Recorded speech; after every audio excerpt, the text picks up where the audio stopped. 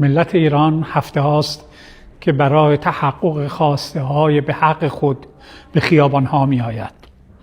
متاسفانه حکومت اسلامی در جواب این خواسته های به حق مردم ایران تنها سرکوب را وسیله دست خود قرار داده است.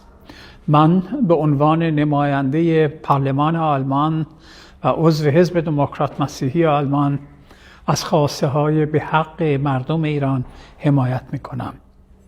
امیدوارم که هرچه زودتر ملت ایران به آزادی برسد، ایران به خانواده بین المللی بازگردد و رفاه و رونق اقتصادی در ایران آغاز گردد و ایران کشوری باشد که در آن میلیون ها انسان در سعادت و خوشبختی زندگی می کنند.